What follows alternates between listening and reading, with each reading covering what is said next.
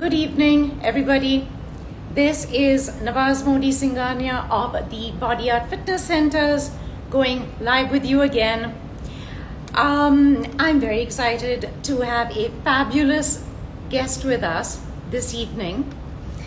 And let's jump into this right away. I'm seeing a whole lot of you coming in. Want to say hello to all of you. Thank you for joining.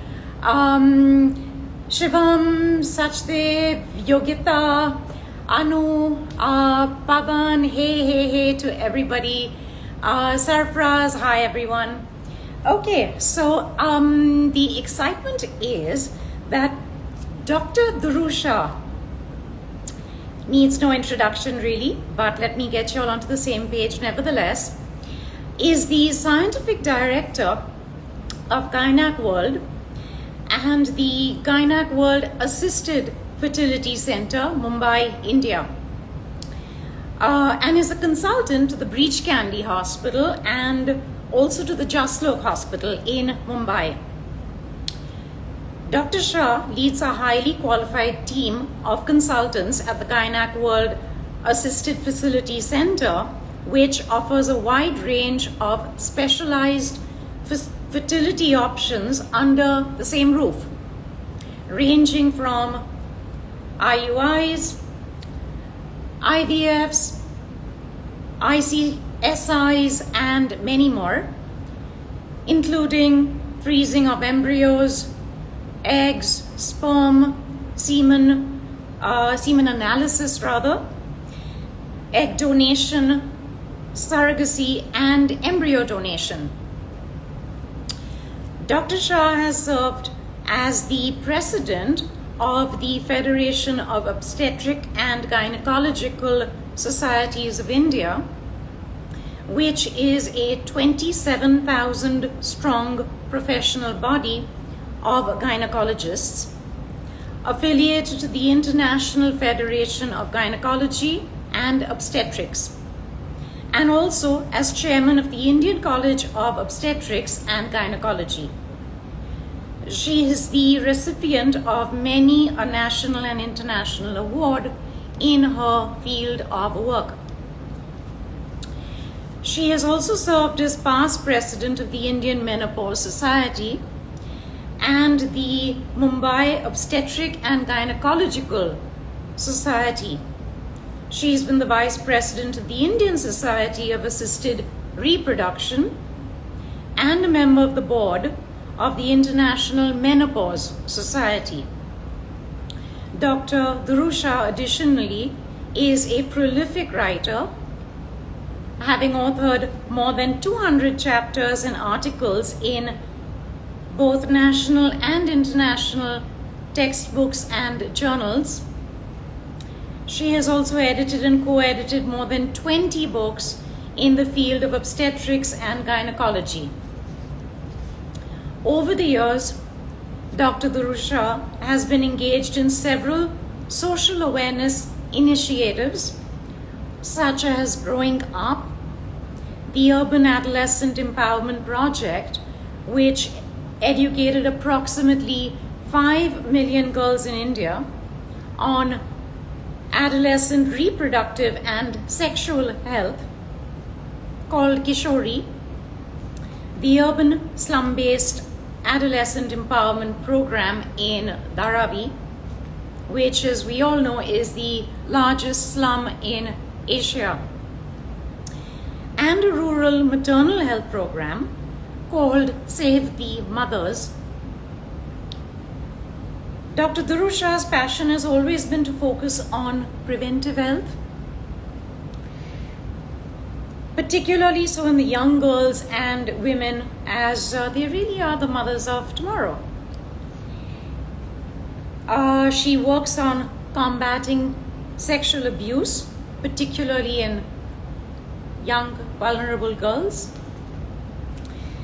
And toward that end, she was part of a groundbreaking campaign on gender violence issues called Breaking the Silence on Violence. Yeah, Breaking the Silence on Violence. Nice ring to it. which was undertaken by the NGO Sneha. She has also been recognized as the top 20 women achievers of Indian healthcare. If I go on and on about Dr. Durucha, she has that many accolades. So I am just inviting her now to join us. And to have us get started on this live.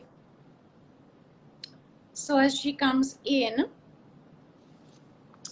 we have many interesting things to talk to her about, particularly in these days and times when we are all in a bind, reference COVID, and wondering what to do with our own health-related issues, COVID-wise. So I've invited her in. She should just be joining. So let me just get started while she joins us.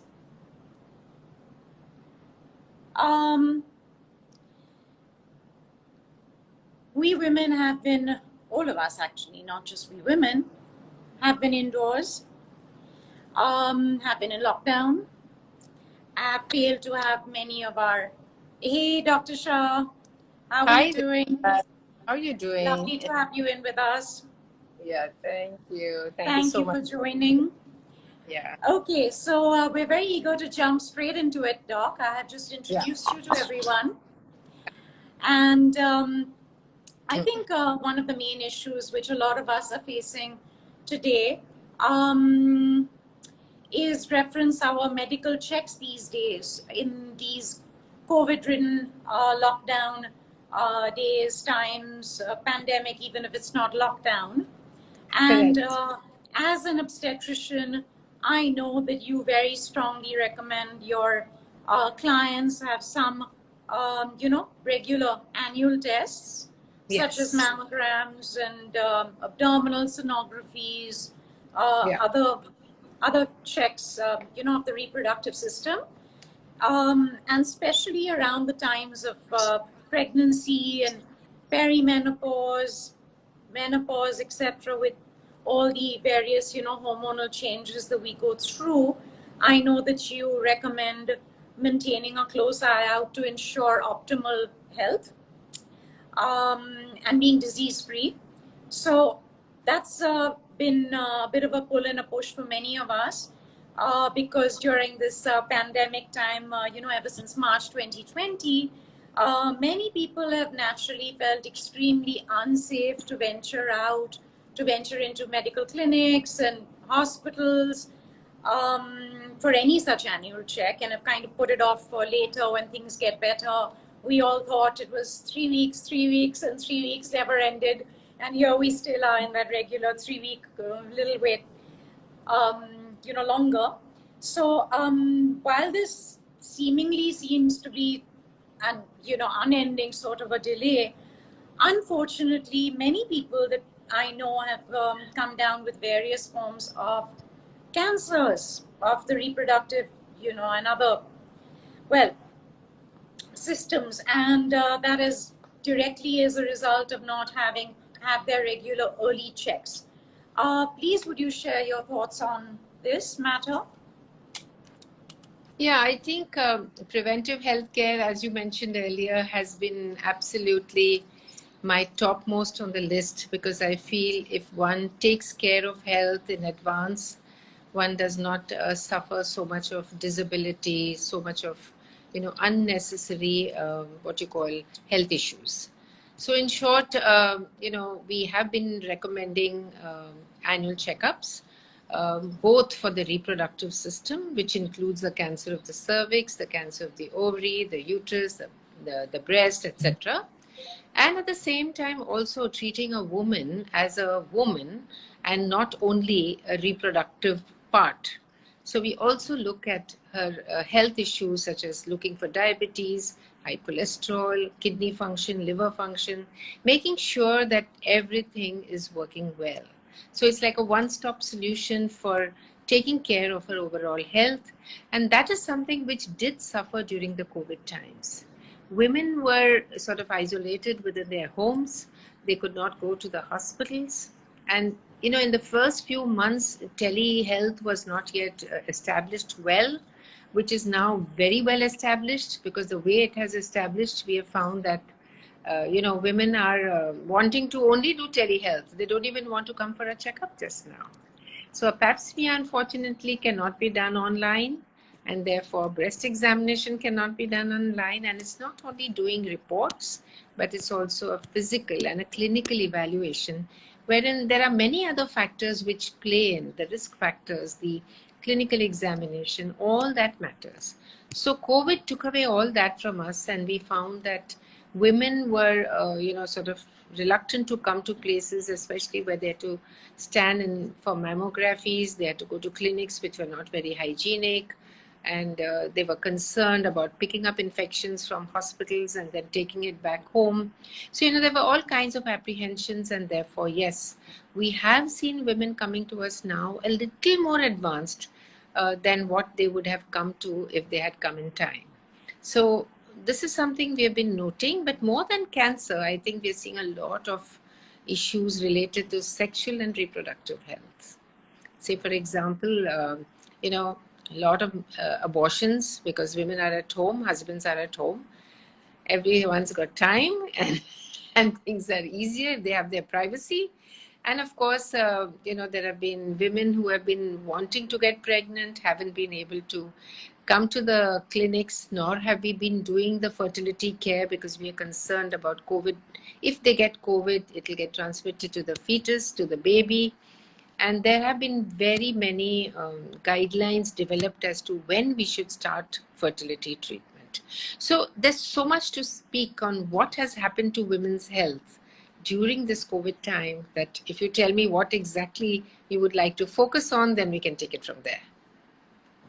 Yes, thank you for that. You've touched upon many a thing out there. Want to quickly say hello to a lot of people I'm seeing joining. I'm seeing, I saw Dylan, Rajesh, Aparna, Sachin, Saurabh, Yuvraj. Hi, everyone. Welcome all, and thank you for joining us. Akshay, Rahul, Rani, Sony. Hi, all. Okay, so what could really be done, Doc, with regard to preventing these sort of matters with reference to lockdown? The virus was and still is looming at large. So how do we find a good biomedia and, you know, manage both things, in your opinion? See, today things are better. I think now everyone understands the virus. Initially, there were so many rumors, or because we didn't know what it was about. Now with science having coming in, with vaccinations in, there's so much research going on the COVID, that the genetic content has been identified, different mutations have been identified. So we know today that it's more airborne. We need to wear our mask. We need to sanitize our hands, because we may touch a space which is carrying somebody's, saliva or something, which is, while speaking, somebody's spreading droplets. So we need to sanitize, we need to wear a mask, we need to be vaccinated. That's all what we are asking for. And avoiding, of course, too much of overcrowding, wherein, we are stuck back to back, especially people in trains, people in buses. They have a lot of problems. And as a matter of fact, I'll give you an example of my own maid who went off to the village.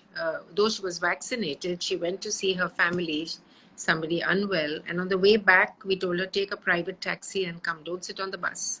She took a private taxi. There were 3 more people in that taxi. She came home.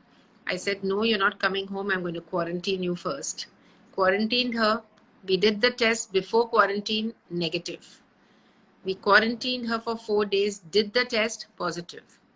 That means she picked it up on the way in the taxi from those 3 people sitting in the cab. So it can be that bad. Probably she didn't wear a mask. It's possible.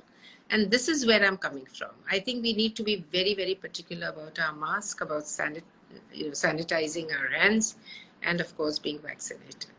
That's what we need to do. Well, with reference to mask wearing even, I mean, between the nose and the cheek, there's so much space. It's like you can say it's a 4-lane national highway, literally, for germs to go through. Yeah, What are but we that's talking about? Something we can't see?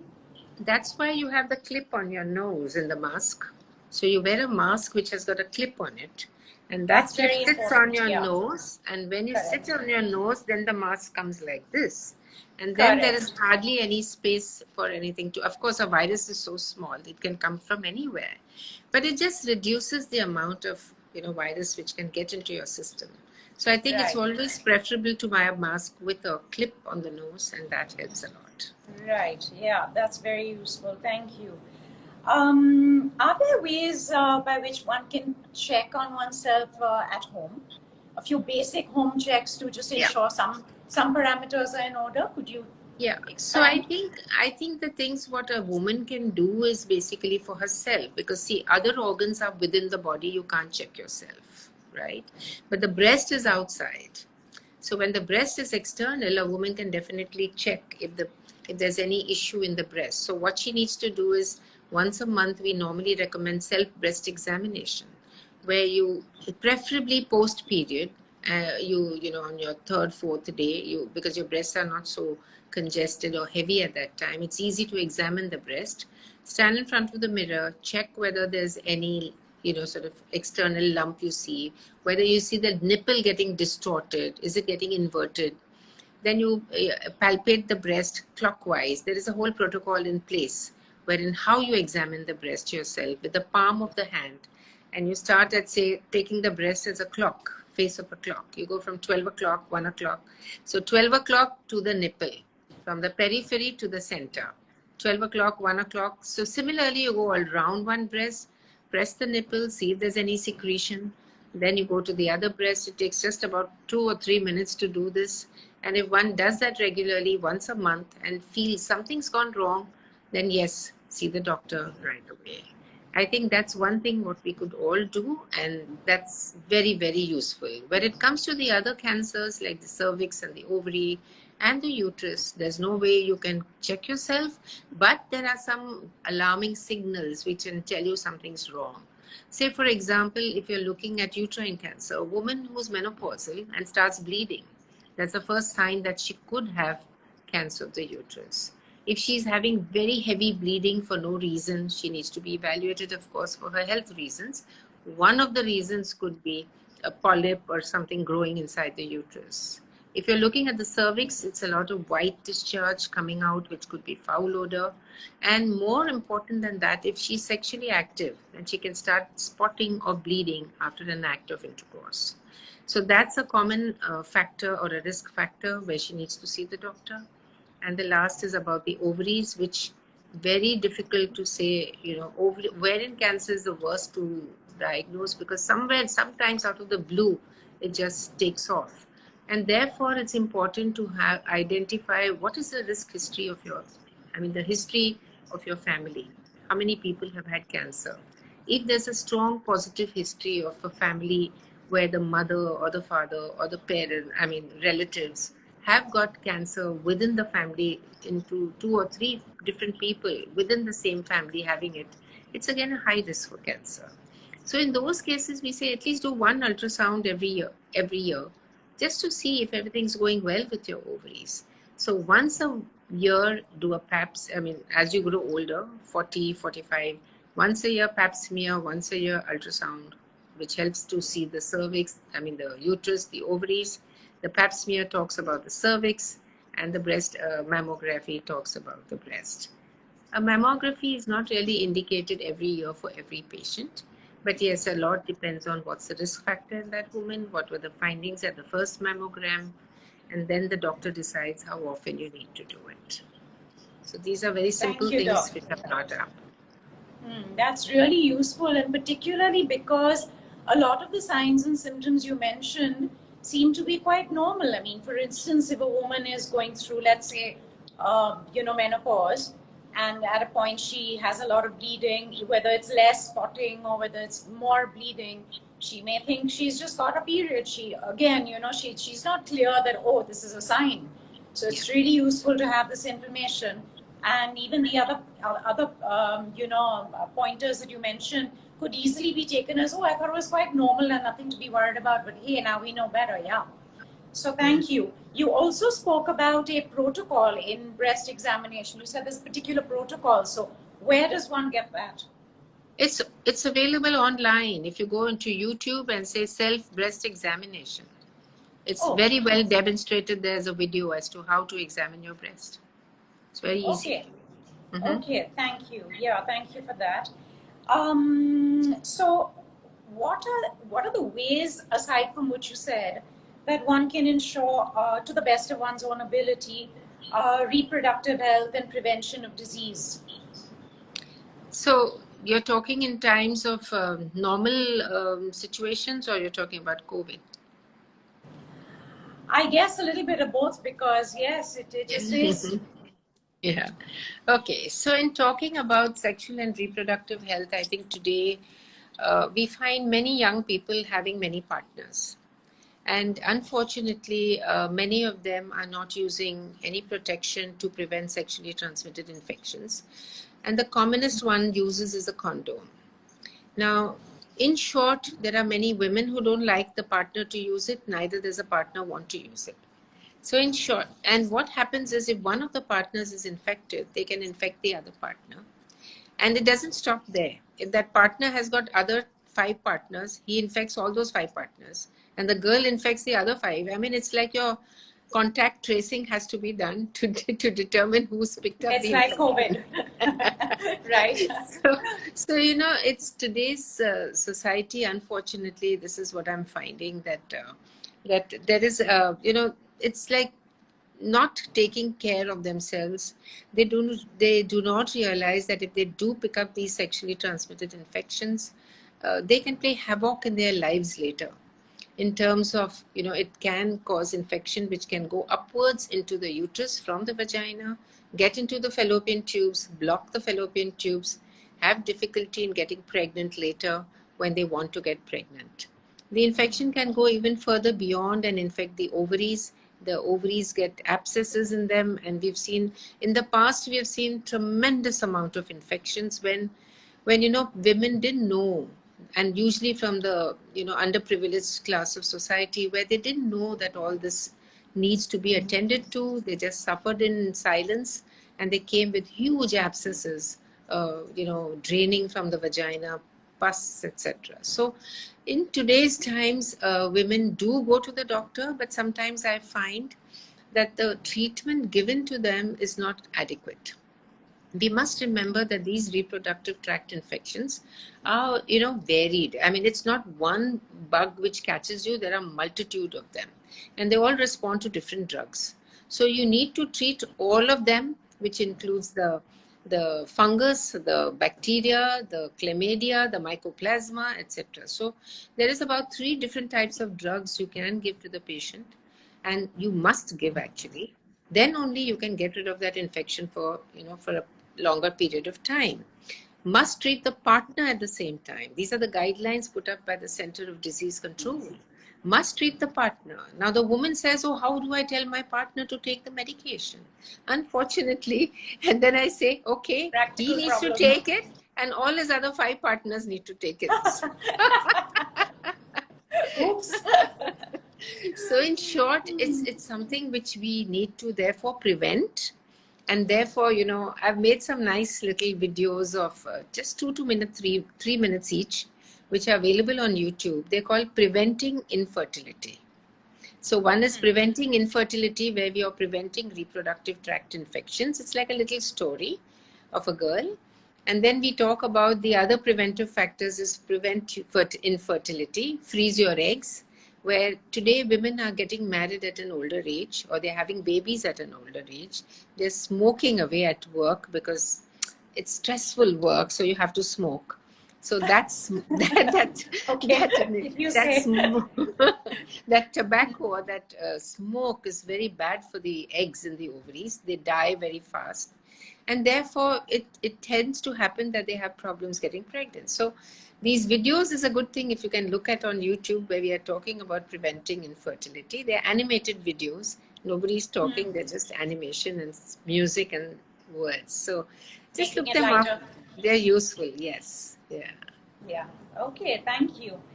What about the role of nutrition, lifestyle, exercise, sleep, water? What about all that? Absolutely necessary, all important, and look at you. I'm sure you follow all that, and therefore you're in good health. I think you're a perfect example of a person who's on right nutrition, right exercise, right amount of doing whatever you need to do. I think it has been shown very well that if you have the right amount of exercise in your younger days, the chances of dying from cardiac disease or chances of dying from osteoporosis, hip fractures, chances of dying from cardiac problems is much less in those women who have been regularly exercising compared to those who are not active. And therefore, we are promoting, and that is a good thing I see in the younger generation today. A lot of them are exercising.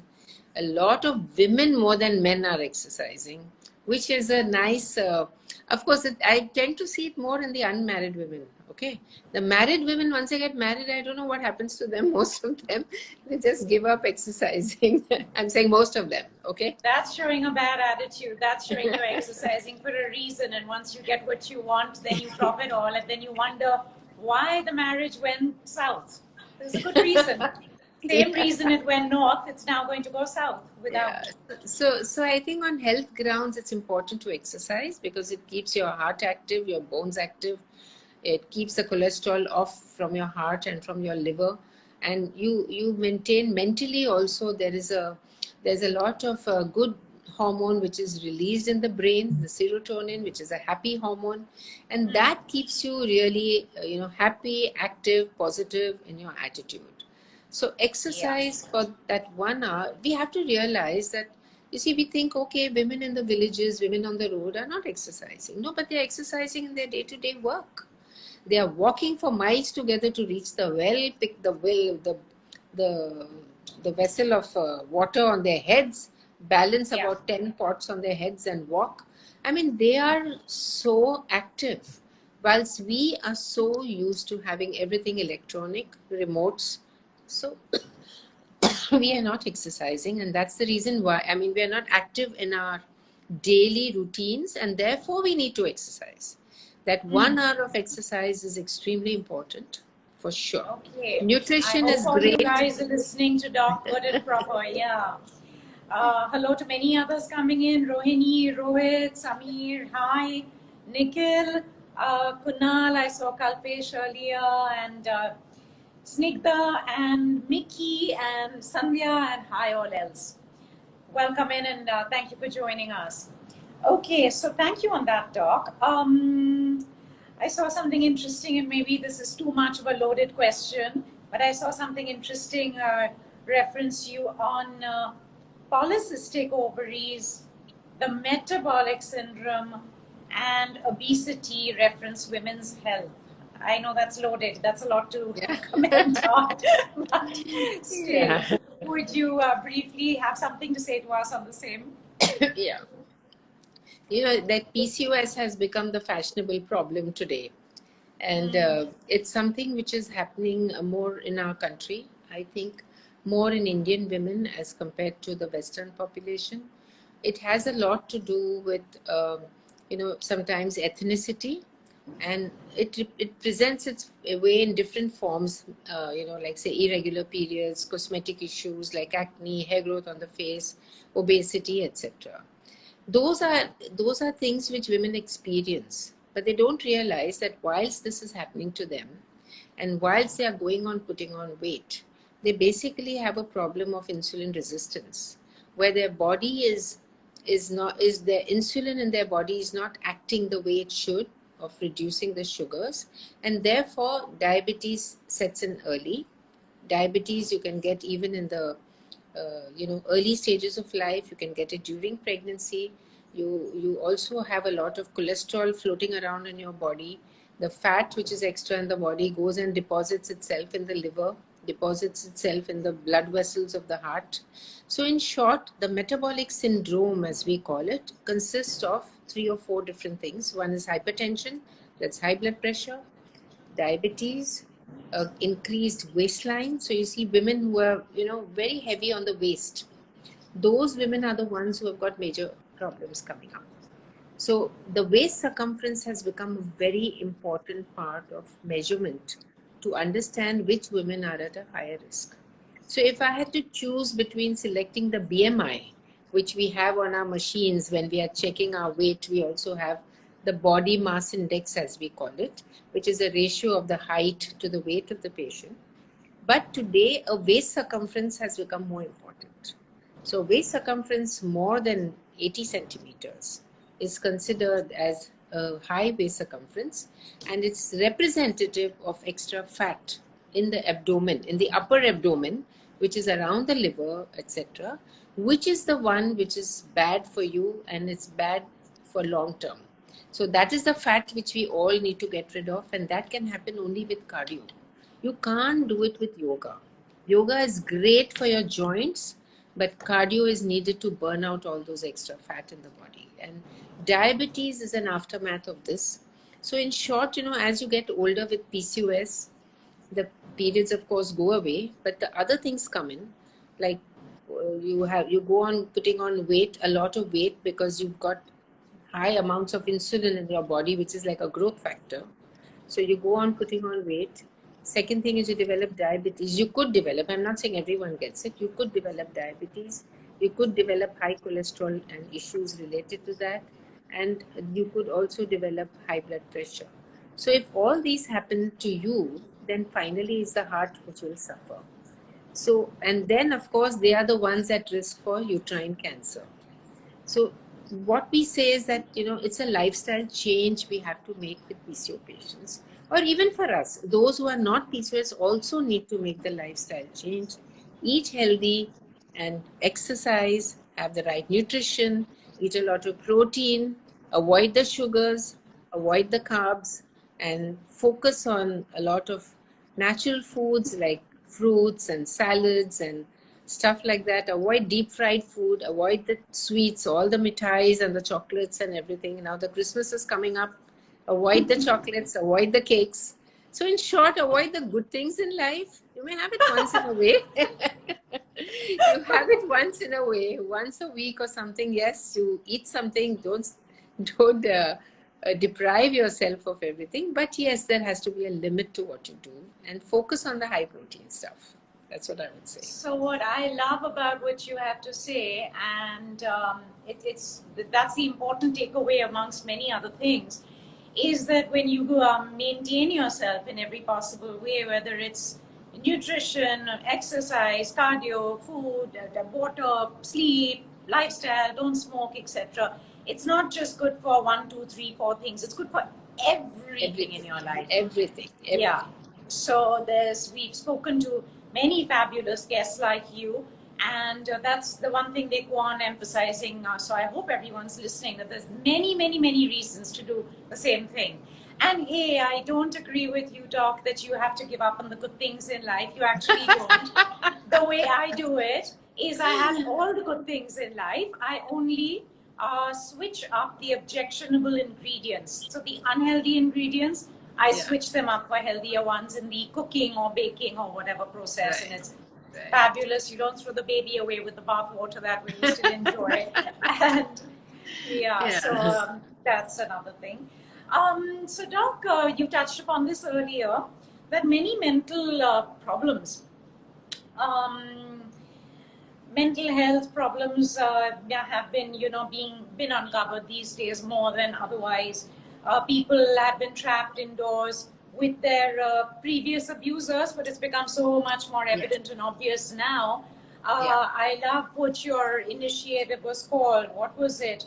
Breaking the silence on violence. We just don't want to talk about it. There's a severe energy of, oh my God, the abuse has to be kept secret and quiet so that I can continue to abuse you, and we fall prey to all of that. So I love that. And yes, so don't suffer in silence. Speak, Speak up. But Yes, exactly. But in the meantime, while COVID has made things so much worse because we're all trapped indoors with these abusers, and as you pointed out correctly, domestic violence has been on the rise and sexual violence has been on the rise. There have been also many, many divorces. Yes. And I suspect somewhere you would be in the thick of a lot of these things with all your involvements in the various spheres of work that you end up doing. What would you like to say to us additionally on this matter?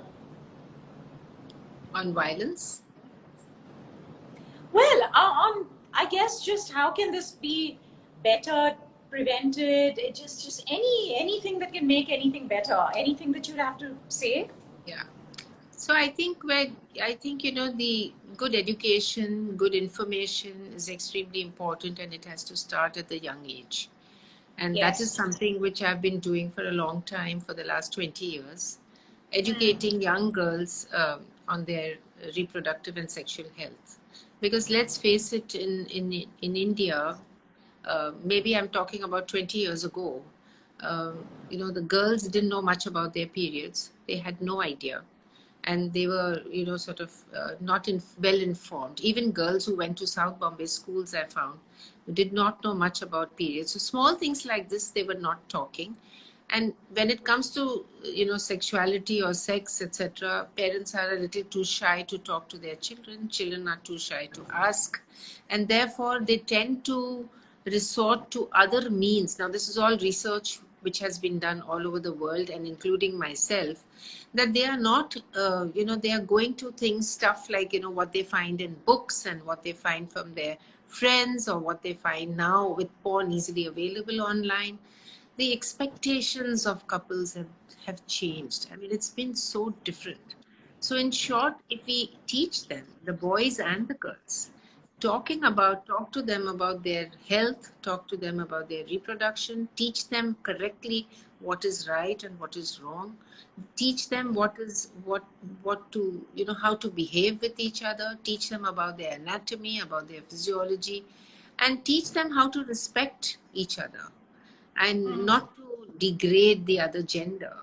This is something which we need to teach them about: gender equality, gender equity, and we need to break those barriers, and teach our boys in our homes to behave the way they would want their fathers to behave, or their sisters to behave, or their sons to behave. I think we need to reach out more now to our youngsters, and therefore I have also created an app called Too Shy to Ask.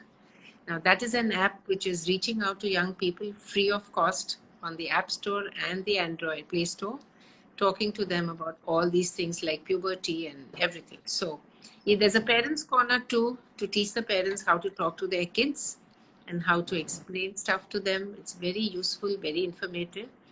We have it currently in 5 languages. So in short, I think a lot of education is needed. Not only formal education in school, but a lot of education on their own health and on their own bodies and their own physiology. I think once we do that and teach them the right things at a younger age, I think we have a good future ahead. Unfortunately, it has not existed in our country for all this time, and violence, which is both domestic, gender-based violence, is something which is totally, not only in India, but even in countries like Africa, etc. There's a lot of violence. And so we need to get rid of all that and bring everyone equal on the same stage. This is something which I'm very passionate about. Yeah, very important. I can't agree with you more that this sort of education has to be from elementary school, rather than learning. We've not even learned about ourselves or how we should behave with other people. And yes, we then are learning about all sorts of topics or all sorts of subjects which have far less relevance to our life, whether it's algebra, chemistry, or whatever it might be, when we are not even aware of who and what we are and how to behave in the world. And abuse is, yes, sexual, but there's a lot of other abuse as well, which is extremely heavy. Emotional abuse, psychological abuse, physical abuse. It's very, very insidious. And it's not always out there for everyone to see. It can be very under the Correct. veil of consciousness, and that does the maximum damage. Yes. Yeah, but the good thing I also find is the moment somebody feels abused these days, they immediately go and Google. They immediately go and type. I can't talk, I can't say, people are not understanding, people are not always on the same page with me, even well-meaning people. But I will always Google, and oh my God, the information you get there is beyond gold.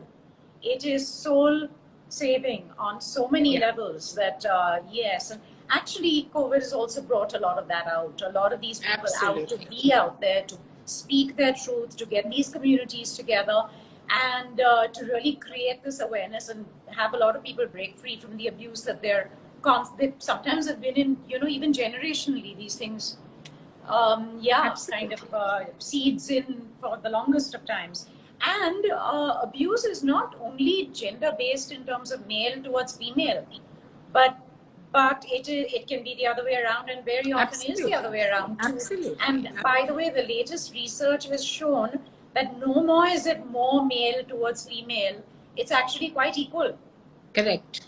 Yeah. So it's not a sex-based matter. No.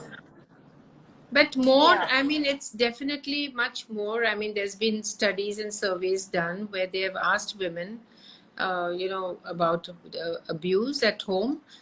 And they say, you know what, there have been answers like this. I think I deserve to get it because I did not cook my husband's food on time, or I didn't cook it well. I deserve it. That kind of a attitude is there, especially in the rural areas. I mean, there's still those poor women are yet not educated enough, but this is the kind of attitude which is still existing, and we need to get that corrected. So in short, it's going to take a lot of time. It's where they try and normalize the abuse, and they try and blame themselves to still stay in the game. Exactly. I still have to somehow convince myself it's okay, and allow for this blame shifting. And a lot of women actually, sadly, are conditioned to also think that, hey, for the lodging and boarding, the abuse is the price I pay. It's quite normal.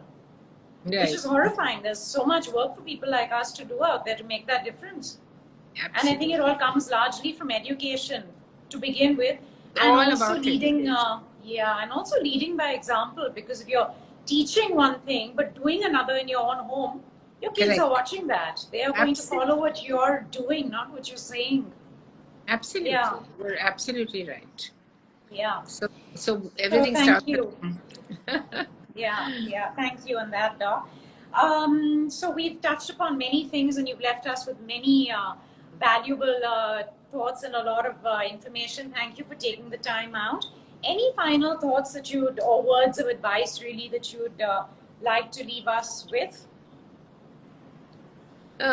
Words of advice are, I think, take good care of your health. That's what I say. Take good care of your health. Go into preventive mode. Not treatment not when curative, it has to be done, but go into preventive mode. Lead a good lifestyle in terms of good exercise, good nutrition, sleep well, etc. And be particular about your own health, because if you don't take care of yourself, there'll be no one else to take care of you later. So in short, this is how I teach women who are pregnant, who are not consuming the right nutrition. I say, if you don't take care of yourself, who's going to take care of that baby within you? Nobody else. That's true. Nobody else can take. So you have to take care of yourself, and then only that baby will take care of itself. So in short, I think a woman, if she's told, if something happens to you, who will take care of your kids? They may have a stepmother. So better take care of yourself. And they do. Yes. It works very well. Yeah. Doc, do you remember I worked out till the night before you delivered me the next day? Absolutely. and I had a difficult pregnancy, but still. And I had front-facing photographs of me taken at that time, because that was for a midday article. And you could not tell I was pregnant from the front. You could not guess. When I turned to the side, of course, 9 months pregnant was out there. Yes. But just saying. That's how it needs to be. That's what Yeah. I said. You're the ideal patient. Thank you. You're very kind.